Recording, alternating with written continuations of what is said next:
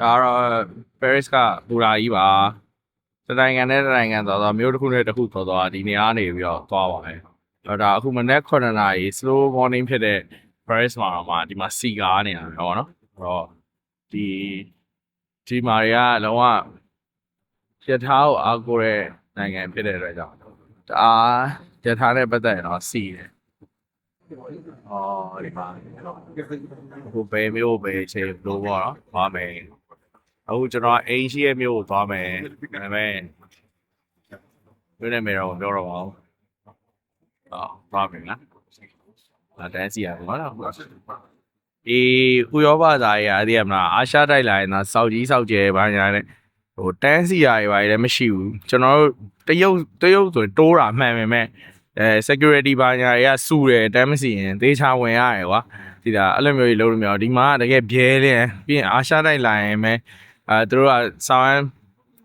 စီကန်းရှိသူတို့အဲ့တဲ့ရှိသူတို့ ਨੇ ဒါအဖင်မြင်တာအရင်တော့ထက်တော့အရင်လွန်ခဲ့15နှစ်လောက်ကိုရောက်တော့ထက်တော့ရထားတွေကနည်းနည်းပိုကောင်းလာတယ်ခေါင်းလေးပြောင်းသွားတယ်ပေါ့နော်အရင်တော့ဒီထက်ပိုပြီးစုပ်တယ်ဒါပေမဲ့ပြောရမယ်ဆိုရင်တော့ကိုတရုတ်တို့ဘာတို့မမီသေးဘူးရထားတွေကတော်တော်ကြီးကိုစိတ်ညစ်ဖို့ကောင်းတယ်အိမ်သားဆိုလဲစုပ်ပြတ်နေရပဲတကယ်ပုံမှန်အားဖြင့်အရင်တော့ငငယ်တော့ရောက်တော့ရောယူရိုကရထားကြီးကောင်းတယ်ထင်ခဲ့တာပါတကယ်ကြတော့တရုတ်တွေပါအခုနောက်ပိုင်းမှာလူရော system ရောပစ္စည်းရောအကုန်ပို့ပြီးအဆင်ပြေတယ်ဒါ honest review ပါဘလို့ကြောင့်သိရမလားတရုတ်ကိုပြောတာမဟုတ်ဘူးဒါပေမဲ့အထဲကိုဝင်အောင်မှဘယ်တွဲလဲဆိုတော့ဒီလိုကြည့်လိုက်တိုင်းတဲမြင်ရင်လူကဝင်နေလို့ရှင်မင်းရှေ့ကဝင်ရမှာလားနောက်ကဝင်ရမှာလားအစားတစ်ခါရဲ့ပေါ်ပြပေးတာကွာအဲ့လိုရမ်းกว่าချားနေတာတွေ့ရတယ်အဲ့မဲ့ကောင်းတာတခုကဒီမှာခွေးကြောင်စပိန်မှာတည်လို့ရတယ်အဲ့လိုမျိုးသူစပိန်တည်လို့ရထားဆိုစပိန်မှာတည်လို့ရတယ်အဲ့လိုလေးတော့မိုက်တယ်ကိုနေကလေးဖေဖြစ်နေပြီကလေးမေကသူ့ချင်းအောင်နေဆိုညီမေပစ္စည်းရတယ်ကုတဲပြီနေတာညီကိုနေကလေးဖေဖြစ်နေပြီလုပ်ပေးရမှာလား Thank you so much. ခကြီးသွားလို့ဟိုဘက်ဒီဘက်ရိုက်ပြအောင်လေရောက်တဲ့နေရာကြီးကတကယ်မရှိနေရလုံးဝကွာခုံနေရတယ်ကျင်းတယ်တရုတ်ကဟိုအမြန်ရထားခုံနေဆိုလို့ရှိရင်သူကပလက်ပေါက်ပါညာလည်းပါတယ်ထိုင်ရနောက်ဆုံးခုံနေဆိုပလက်ပေါက်ပါတယ်ခုံနေဖြစ်ပြီးဝင်ဖို့ကျဲတယ်ပေါ့နော်ဒီမှာတော့နည်းနည်းကျင်းတယ်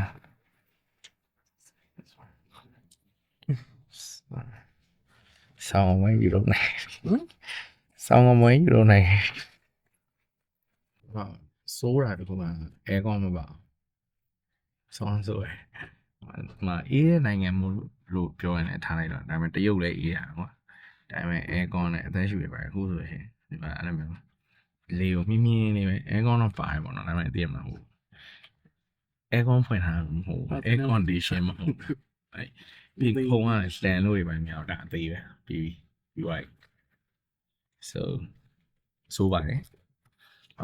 လွန်ခဲ့15နှစ်လောက်ကရောက်ခဲ့တဲ့အချိန်တွေထပ်ပို့ပြီး upgrade ဖြစ်လာမယ်လို့ပြောလင်းထားမယ်မဖြစ်နေဘူးပေါ့နော်အဲကြောင့်အာရှတိုက်ကိုဒီကောင်လေးဆောင်ရမ်းကြိုက်ပြီး amaze ဖြစ်နေရတယ်မထူးဆန်းဘူးဒါပေမဲ့တခုမကျေနပ်တယ်ဘာလဲဆိုတော့ဒီကောင်လေးကအာရှရောက်လာရင်စောက်ကြီးစောက်ကျယ်လုပ်ပြီးဒီကောင်လေးကစောက်ပြတ်နေနေရတယ်တခုပြောချင်တာဒီကတော့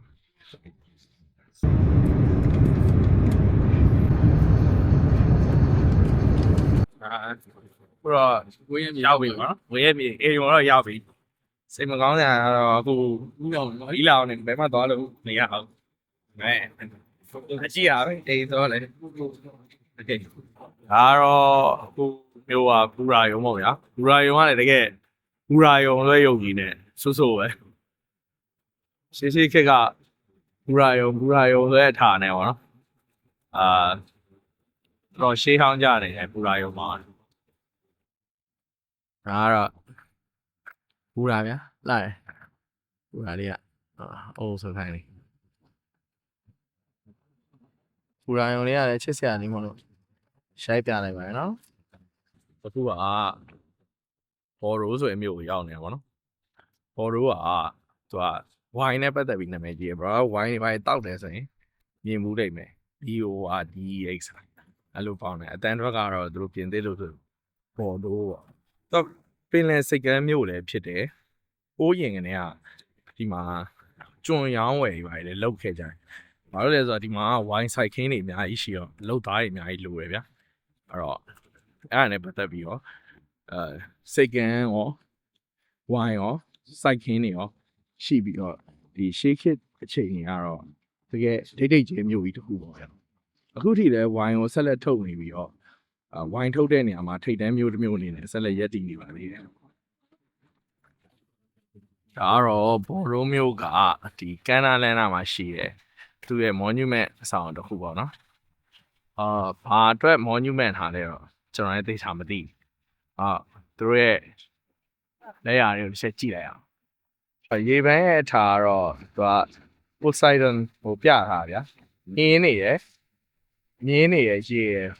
မားမဲနေရယ်ပေါ့နော်ဒါကတော့ Poseidon ရဲ့ trademark တွေပဲလို့ပြောလို့ရတယ်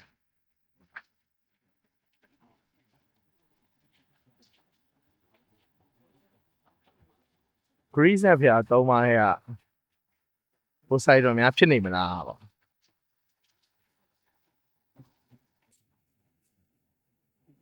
ဥရောပမှာကြိုက်တာကတော့သူတို့ရဲ့ architecture တွေသဘောကျတယ်တခုဆိုအထူကြီးတွေစောက်တယ် grand ဖြစ်တယ်ပေါ့ဗျာ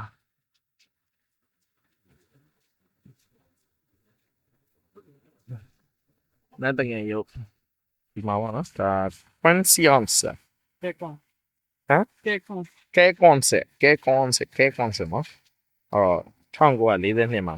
စောက်တယ်ပြီးရင်1980မှာပြင်ထားတယ်ပေါ်တော့ကစောက်ဒါကတော့ကန်နာဘက်သွားတဲ့နေရာ Yeah,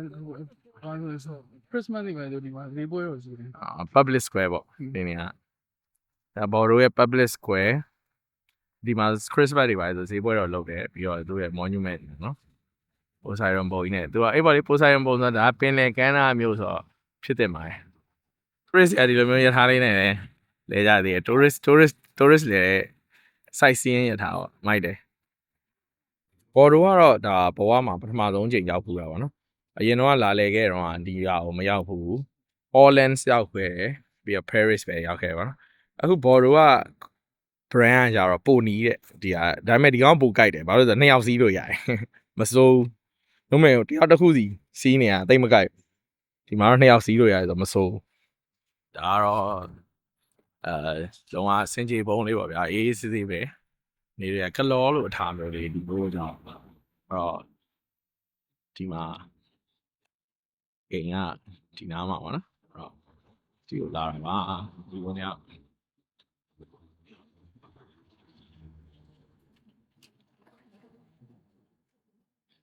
လောလို့ထားပဲအေးစစ်ပဲဘူးမှမရှိ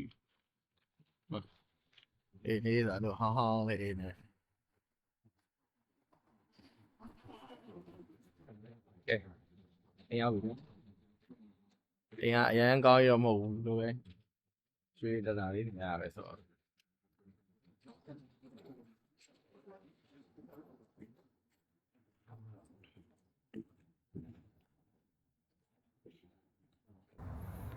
အေးကန်နေသေးလေးတစ်လုံးဒီမှာအေးတယ်ဆိုမှလည်းပင်လယ်ပိုင်းဆိုတော့တမမြတိုင်းမဆိုးပါဘူးဒီမှာ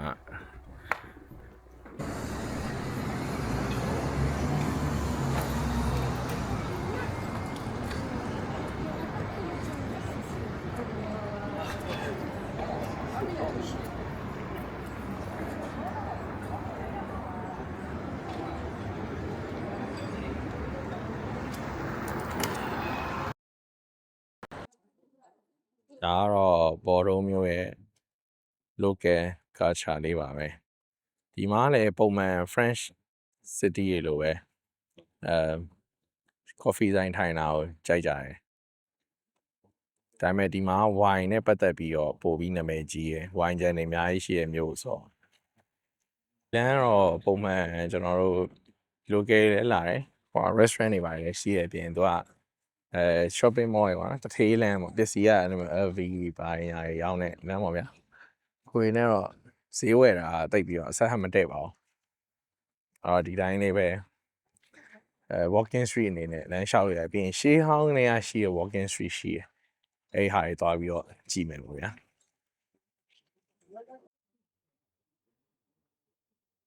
ဒီက transportation system ကပို့ပြီးတော့သဘောကျဖို့ကောင်းတယ်လို့ထင်တယ်ရိုးရှင်းရှိရယ်ပြီးတော့ဟိုမှာ day pass တွေဆိုလဲ24 hour နဲ့သွားတယ် date နဲ့မဟုတ်ပို့ပြီးတော့ relevant ဖြစ်တယ်ကောင်းတယ်ဒါတော့ရောက်တော့ရောက်ခဲ့ထီထိုးနေအောင်လားဒီဒေါ်လာတန်းချီပြီးတော့ဘာညာပေါက်သွားရင်လည်းဘာညာဆိုပြီးတော့နှစ်ဆောင်ထိုးခဲ့ဗျာဒီကထီကအစမ်းနေမှာဒီမှာငါးလုံးကြီးဒီမှာအောက်မှာရွေးအဲ့လိုမျိုးလေးထိုးရတာဆိုโอเคတခါထီမထိုးဘူးခဏလာနေအကိုကြီးထိုးခိုင်းလို့ထိုးလိုက်ပြီပို့တော့ထိုးထည့်လိုက်ပြီဗျာအခုဒီမှာဘယ်လောက်ရမှာလဲနိုင်ဟိုပေါက်ရင်ထီပေါက်ဘယ်လောက်များရနိုင်လဲ88တန်း 88တန်းโอเค88တန်းရရင် giveaway လုပ်မယ်ဗျာထိုးတော့ထိုးချလိုက်ပြီတော့ဆူတောင်းပေးကြပါဦးမှာခွေးဒါကအင်ဂျင်ရမယ်ကောင်းတော့ခွေးရှိကြရယ်နော်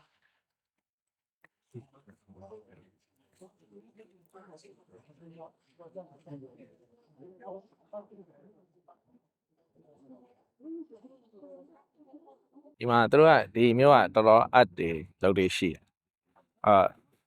စပေါ်တို့ကနည်းနည်းပိုပြီး chill ပုံဖြစ်တယ်ဆိုင်ရအဲ့လိုခံစားရတယ်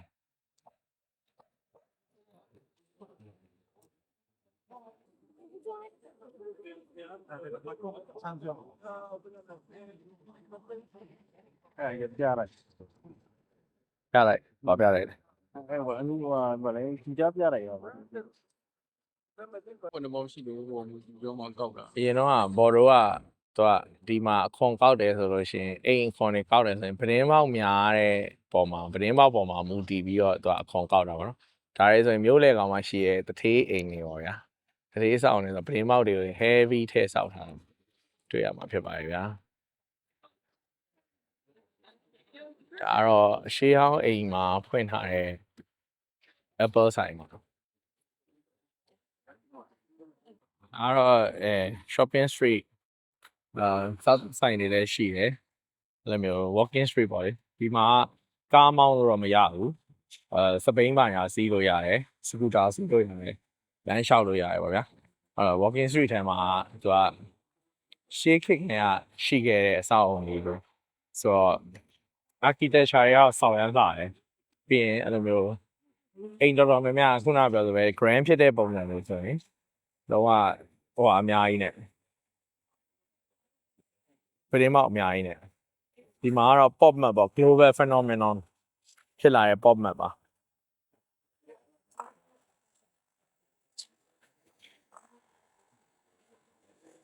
ဒီလိုမျိုးarchitecture ကိုကြည့်ရတာတော်တော်သဘောကျတယ်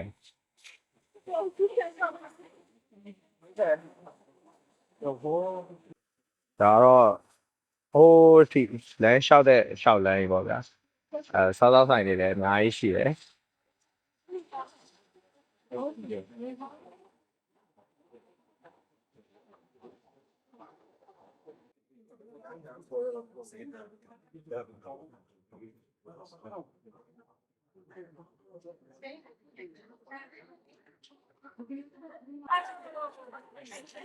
ရေအောင်ဝင်ချိုးတယ်ပြောစရာကြီးတို့ဒီမှာဒီချိန်ဆိုရာသီဥတုကောင်းတဲ့ချိန်ဆိုကလေးတွေရေဆော့ပါညာပေါ့နော်ဒါတော့ဒီဘော်ရိုးရဲ့သာသနာပိုင် church ပေါ့နော် Saint Catherine ပါမြန်မာလိုတော့ Saint Catherine လို့ခေါ်မယ်သူစီကဆိုတဲ့တော့ထုံးစံအောင် Saint Catherine ပါညာပေါ့ Okay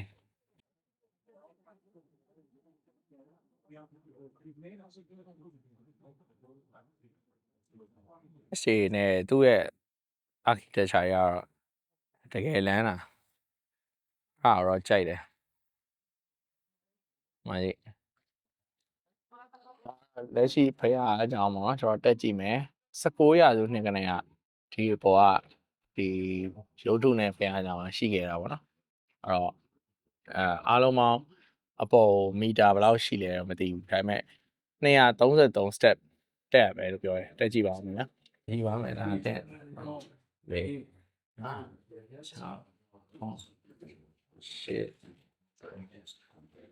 8 လုံးဝ spiral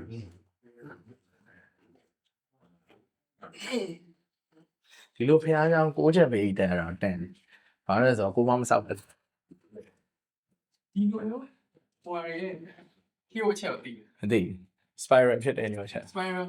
ဘာလို့လဲဆိုတော့ तू အောက်ကနေရန်သူတက်လာမယ်လို့ तू ကအမြဲမျှော်နေတာ အာဟာ ရန်သူကအမြဲတမ်းညာတယ်လို့ပဲမျှော်နေတာအဲ့တော့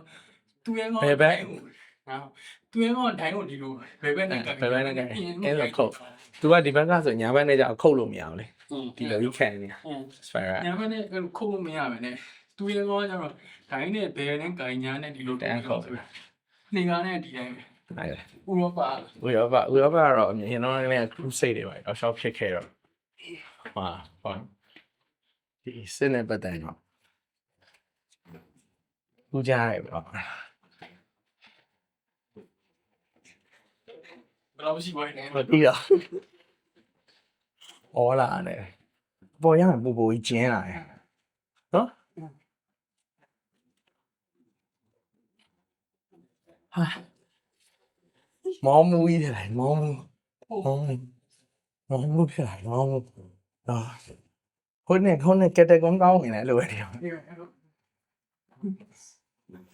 ညာတတာမောရဟာနည်းနည်းပဲဒါပေမဲ့မူးတယ်ဘာမှမလုပ်ရသေးဘူးကောင်းနေတယ်လေကားတက်ပြီးကောင်းနေလို့လေကားတက်ပြီးပြဲနေဒီမှာထူးသားကျုပ်ကောင်းပါဒီဟာခေါင်းလောင်းထိုးရဲဟောအိုင်ဟဲ့ပါမရသေးဒီမှာဒါဆိုရှေးဟောင်းနေနင်းတာများတော့ခြိုက်ဒါလည်းပြန်ပြင်ထားရတယ်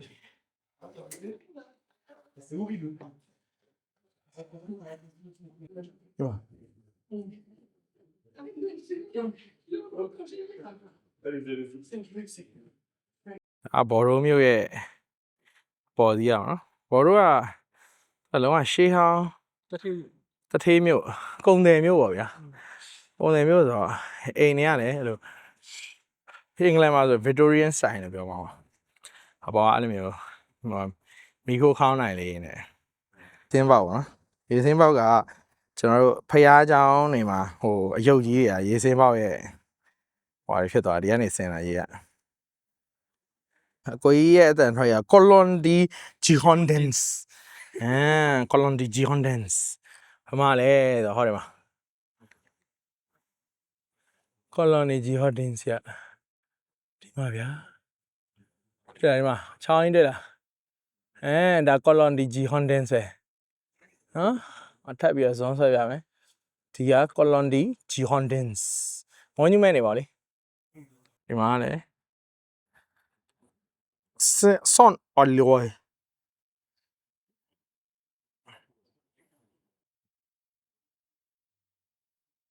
ဟိုနည်းစက်တန်ဖျားသခင်နဲ့တိုက်ရိုက်တွေ့ရမယ်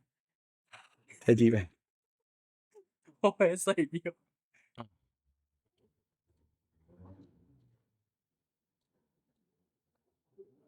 အဲ့တော့ဘော်ရိုမျိုးရဲ့ပေါ်ကနေကြည့်ရတဲ့ရှုခင်းလေးပါဗျာရှေးအောင်အိမ် Victorian style လေးနဲ့မီးကိုခေါင်းနိုင်လေးနဲ့တထေးအိမ်လေးဆိုတော့တော်တော်လှတဲ့မြို့လေးပါလူတွေကလည်းရှင်းနေတာပဲ ရောက်တဲ့ဖက်က ဒီမှာဒါကျွန်တော်ကိုတက်နေတဲ့တက္ကသိုလ်လေးပါဗျာဟိုတက်နေတဲ့တက္ကသိုလ်ပါဒီဘက်ကတော့နည်းနည်း old town ပေါ့ဗျာဒီဘက်ကတော့ new town ဖြစ်သွားပြီဟိုကျွန်တော်နေတဲ့ဘက်ကတော့ old town ပါ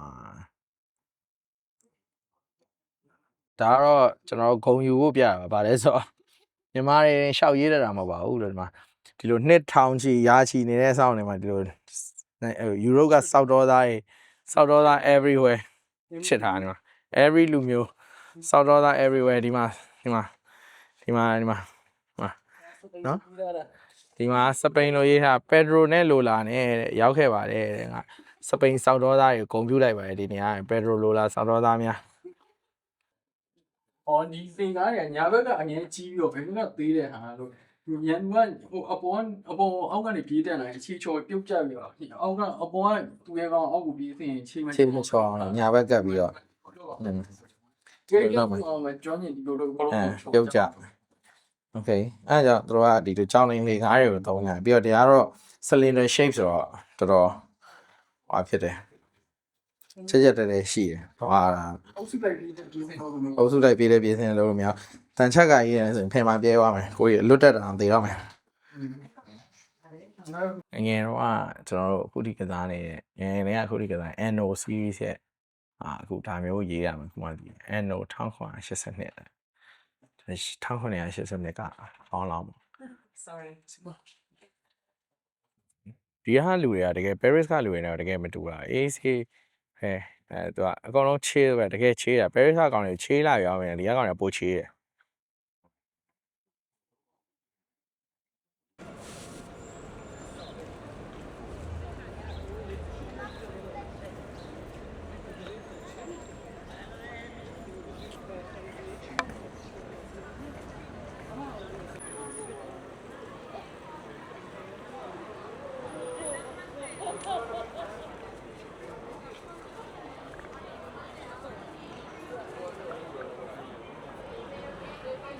ဒီဖျားเจ้าရဲ့ architecture နဲ့ဒီ detail တွေစိတ်တွေဆွဲထားတာတော့အရန်ကိုတက်ပယ်ပဲပြောကြပါစို့တက်ပယ်လို့ပြောရမယ်ဖျားเจ้าဆိုတော့တက်ပယ်လက်ရရပါလေဗျာတကယ်ကိုတက်ပယ်လက်ရရပါပဲစိတ်စီ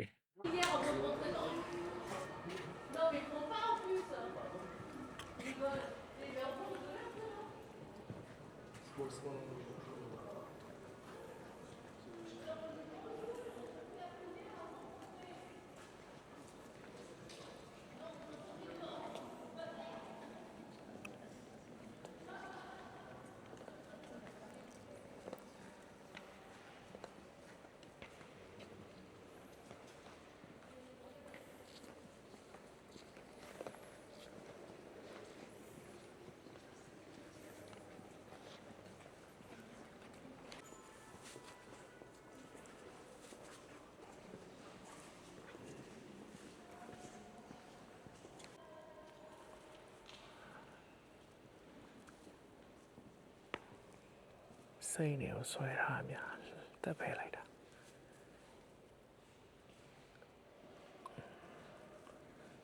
စိတ်တွေကိုဆွဲပြတာများတက်ဖယ်လိုက်တာ only ကက်သလစ်သာသနာမှာပဲရှိရပါတယ်ဒါ Jones of Arc ဆိုရဲပြင်သစ်သူရဲ့ခေါင်းမှာပုံနောက်ဆုံးမှာတော့ဆုံးမလို့ဆွဲပြီးတော့မီရှိုးတာခံလိုက်ရတယ် Jones of Arc ဆိုရဲပြင်သစ်သူရဲ့ခေါင်းမှာပုံ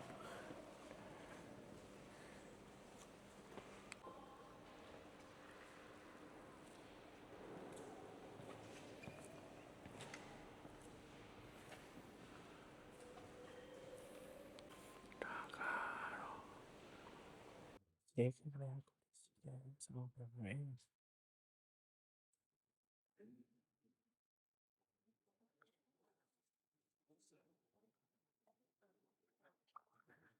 နာကတောင်းကထောင်းလဲလောဟာနာ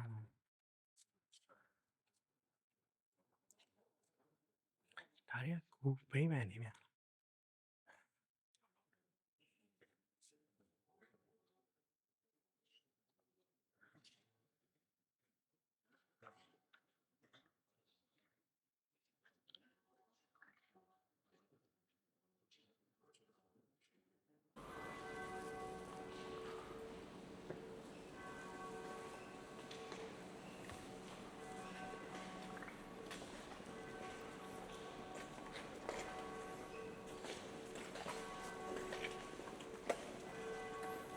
ရှိခက်ကကာဒီနယ်ကြီးရဲ့ set focus ခေါ်တင်းချိုင်းရအောင် Hey guys မြင်ဘူးလားဒီလိုစိတ်ကြီးကိုဟမ် Assassin's Creed စိတ်ကြီးများလား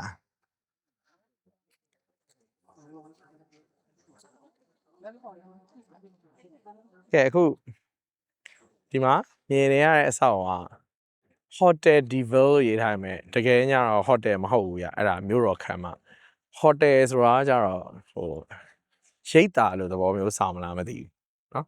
အဲ့တော့ဟိုရဲမြို့တော်ခမ်းမအောင်တော့ကြည့်ပါမယ်ဗျာ ဝင်ရမရတော့မသိဘူးဝင်လို့ရဖို့ရှိပါတယ်အဲ့တော့ကျွန်တော်မေးမြန်ပြီတော့ကြည့်ပါမယ်အဲ့တော့ဘောရိုလိတ်ထီးပါနော်ဘောရိုလိတ်ထီးပါ စပြည့်ကြိုက် စပစ်သီးခိုင်လေးနဲ့ဘောရိုလိတ်ထီးဟို Archie Trumpet ရဲ့ copy ကူးထားတဲ့တကယ် original အစားဒါဘောရိုမှာပို့စောတယ်စောကြီးပို့စားအဲ့ဒါအခုဒီမှာ Archie Trumpet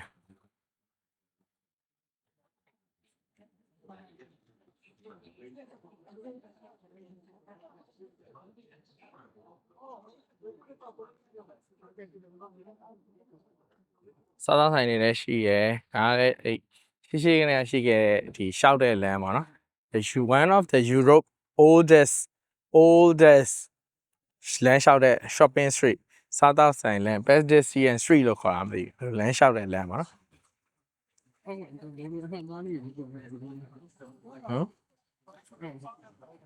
ဒါလေး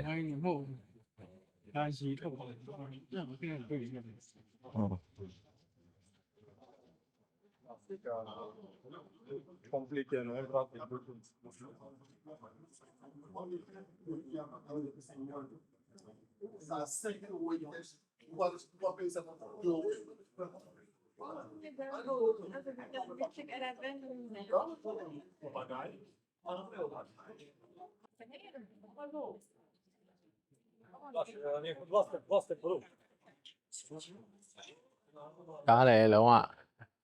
ဟို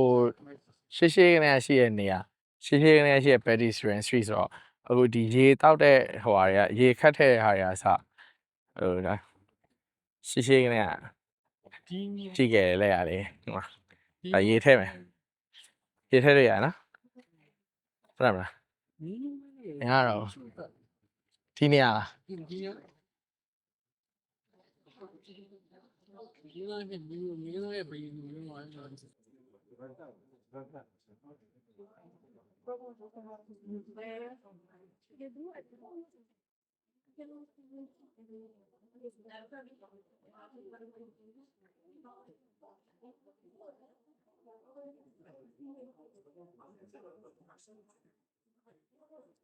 ဘော်ရိုမျိုးရဲ့ကျက်သေးတော့ခေါလောင်းတာဝါကြီးနဲ့ကလော့တာဝါပေါ့နော်အပေါ်မှာရှိတဲ့ချင်းသေးရဟိုးရင်တော့သူကအင်္ဂလန်ရှိရဲ့ဘက်ကိုလဲ့နေရတော့ပြောတယ်ဒါပေမဲ့အခုတော့ပတ်လဲနေအဲ့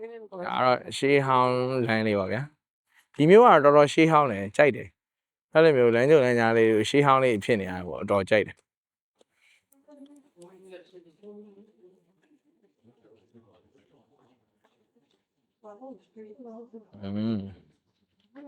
မိုက်တယ်ဘော်ရိုမျိုးရဲ့တစိမ့်လို့ပြောတာပဲ Assassin's Creed တစိမ့်တို့လို့အစိတ်ရှိရဲဆိုရယ် Biohazard တစိမ့်တို့လို့ဂရီယာတစိမ့်တို့လို့ ਨੇ ဒါဘော်ရိုမျိုးရဲ့ symbol ပေါ့နော်အရင်ကတော့ cracks တွေဟိုလိုမျိုးရင်ဘတ်တွေကျွန်တော်အလံတွေမှာသူတို့စစ်တိုက်ရင်ဆွဲတဲ့တစိမ့်မျိုးတွေ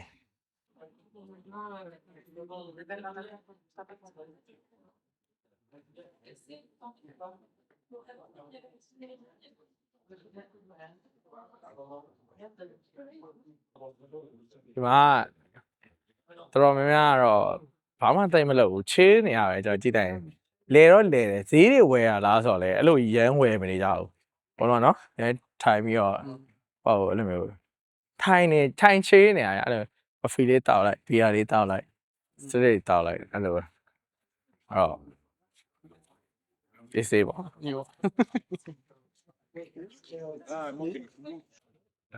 ချစ်စရာတွေကစာအုပ်ဆိုင်တွေကတကယ်တော့ကြာတကယ်မိုက်တယ်စာအုပ်ဆိုင်အရမ်းမိုက်တာပဲဒီနေရာကတော့ဘော်ရိုးမြို့မှာကျွန်တော်တို့အရင်တော့ဒီမင်းဆွေမင်းမျိုးတွေအုပ်ဆိုးထားတဲ့အချိန်မှာပေါ့နော်ကုန်းတယ်တွေနဲ့ဒီကျန်တဲ့အတိုင်းဝိုင်းတွေကနေပြီးတော့ပေါင်းပြီးတော့ဒီမိုကရေစီရပါပြီးတော့မင်းဆွေမင်းမျိုးတွေကိုမင်းတို့လားမင်းမျိုးဆိုပြီးတော့ညီရှို့တက်ခဲ့တဲ့နေရာဒီနေရာလေးပါပဲဗျာအဲ့တော့ပြင်သစ်တနိုင်ငံလုံးမှာဒီမိုကရေစီအရင်ဆုံးရတာဘော်ရိုးမျိုးလို့ပြောပါရဲ့ဗျာအဲ့တော့ဒီနေရာ historic ဖြစ်တဲ့နေရာလေးပါနော်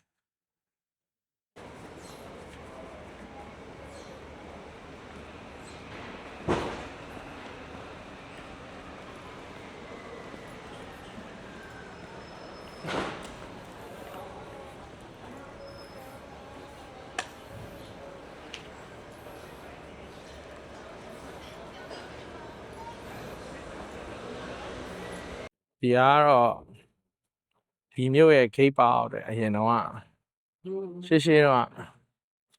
မြို့ gate ပေါက်ပါမြို့ရဲ့ gate ပေါက်သွားကြည့်မယ်နော်ဒါကတော့ဒီနောက်ဆုံးချန်နဲ့ဒီနှစ်ရိုင်ပေါ့အမှဖြိုထားတာတွေ့လားဖေးပါလေဖြိုထားတာအဲ့ဒါကဒီဘရင်မိသားစုတွေတော်ဝင်မိသားစုတွေကိုဘာဖြစ်ပြီးနောက်ပိုင်းမှာအဲ့ဒါကိုဖြိုချပြလိုက်ကြတာပေါ့နော်အဲ့ဒါနောက်ဆုံးချန်နဲ့ဘော်ဒိုရဲ့ရှေ့ခေတ်ကနေရှိရဲ့နောက်ဆုံး gate ဦးပါ gate မုတ်ဦးပါဒီတော့ကတော့သူကဒီတိုင်းဒီဟွာလေးနဲ့ပေါ့နော်နယံလေးတွေနဲ့ဟိုကပုံစံငယ်လေးပေါ့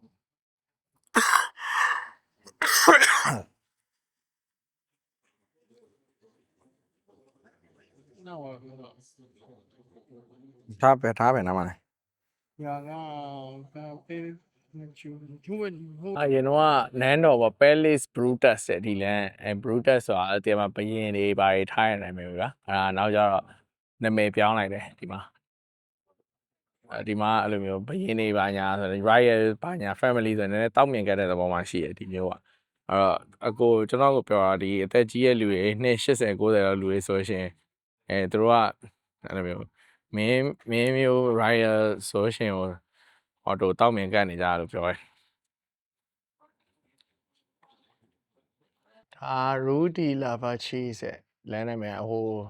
နွားနီမှာကျွန်တော်ဆိုင် cheese stone နွားနီမှာရဲ့နာမည်နဲ့တူလို့သူအပေါ်မှာ like gravity လိုမျိုးလောက်တာ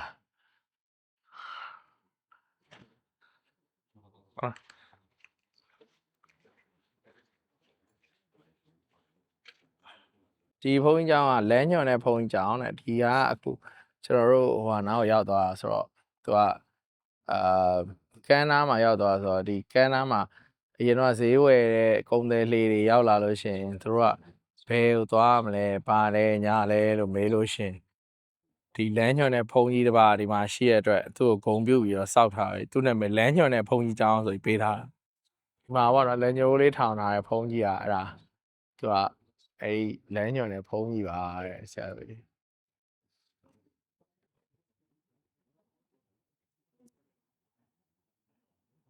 ဒါကျွန်တော်တို့ဒီ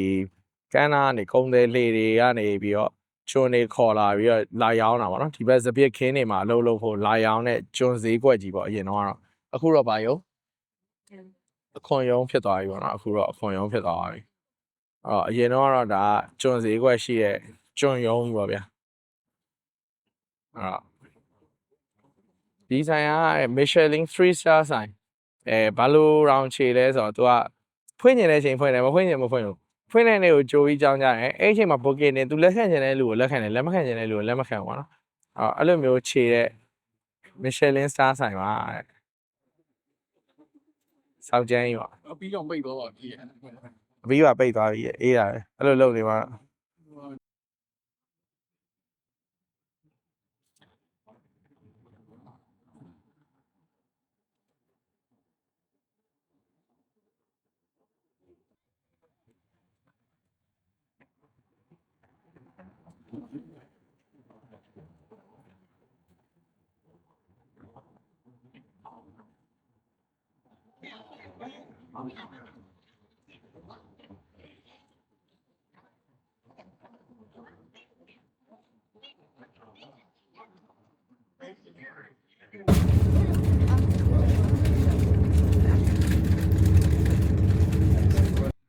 ဆောက်ရမ်းထူးလန်းတယ်သူက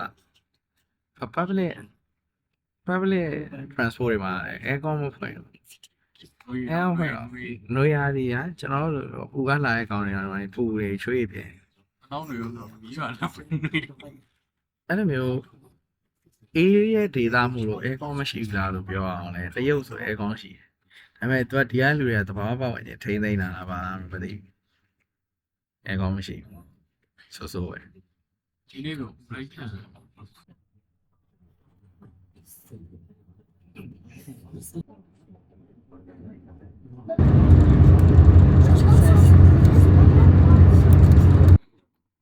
ရွှေရောကရထားတွေကဘယ်ငယ်15နှစ်လောက်ကနေဒီပုံစံပဲ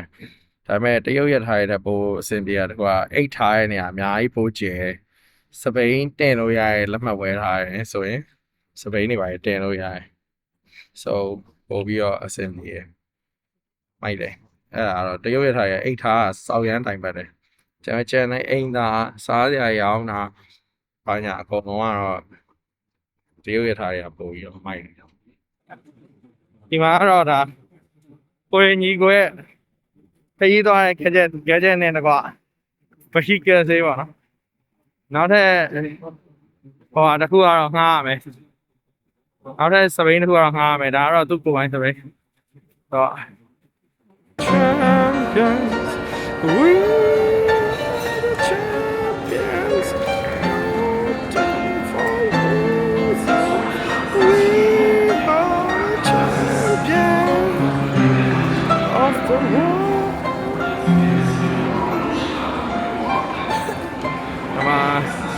ဘူရာမှာထားထားပြီးရဟောမှာ We are the champions အတီးပေးနေဖြစ်ပါတယ်အမျိုးကြီးအခန်းခါ YouTube ထဲမှာပါတယ်လေ